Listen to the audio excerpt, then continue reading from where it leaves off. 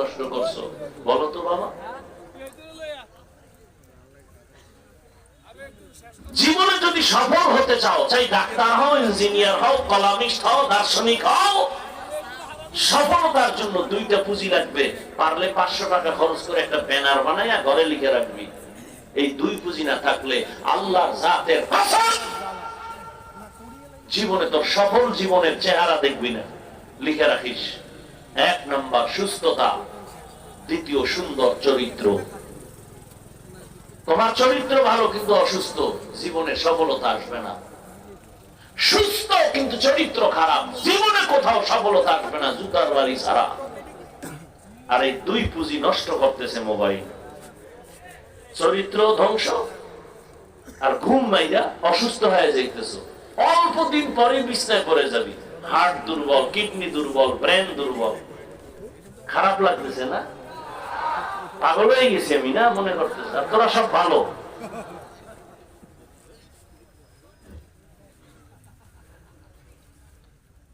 তাড়াতাড়ি মরবে না, এই জন্য কত বুদ্ধি, কিন্তু মোবাইল তোমার জীবন খুব দ্রুত নিয়ে নিবে, মনে রাখো। আর একটা মরণ ফাঁদ লইছে যুবকরা, কি? বাইক।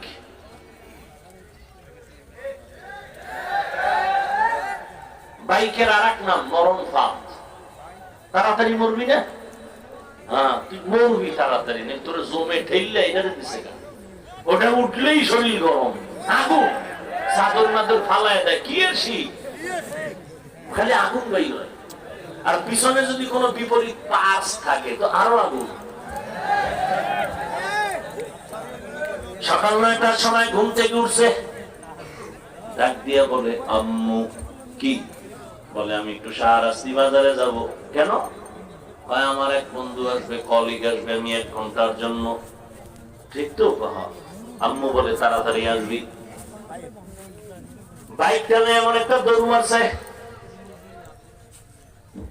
1 ঘন্টার মধ্যে আমার বাবা চলে আসবে, মায়ের কান সাজা। 2-3 ঘন্টা হয়ে গেল, মায়ের অন্তরে একটা বাড়ি মারছে। মা টেলিফোন করা শুরু করলো, রিং হয়, কেউ রিসিভ করে না। হঠাৎ কে যেন মোবাইলটা রিসিভ করে, বলে, কে তুমি? বলে, মোবাইলওয়ালার মা। বলে, ওর কি বাবা নাই কাছে? দাও বাবার কাছে দাও। মা দৌড়ে গিয়ে কয়, দেখো তোমার ছেলের মোবাইল কে জানি ধরছে, ধরো। বাবা বলে, কে তুমি? বলে, কে তুমি? বলে, আমি মোবাইলওয়ালার বাবা। বাড়ি কই? আমার বাড়ি হইল, এলাকার নাম কি? সিকিউরিটির কাছাকাছি। তাই নাকি? বলে, হ্যাঁ। সময় কম, তাড়াতাড়ি আসো শাহরাস্তি বাজারে, ছেলের লাশটা নিয়ে যাও। বাইক এক পাশে পড়ে আছে, ছেলে রাস্তার এক পাশে, মাথা ফেটে রক্ত বের হচ্ছে, লাশ নিয়ে যাও। যুবক পায়ে ধরে বলছি, বেয়াদবি মাফ করে দে। আমি যা বলতেছি কি বানায় বলতেছি? এগুলো হয় না? হয় না? তা লিখে রাখ, গর্তে যখন বেরোবি না, মায়ের থেকে চির বিদায় নিয়ে যাস। আর ভালো কামে তো আর যাও না, যত আকাম করতে। তুই তো ভালো কাজে বের হও না, তুই তো যাও আড্ডা দিতে। তোরে আল্লাহ বাঁচাবে কেন?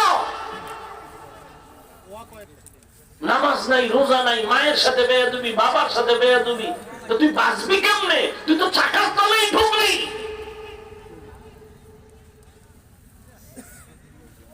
কত মাইয়ার জীবনের উপরে হামলা করেছো,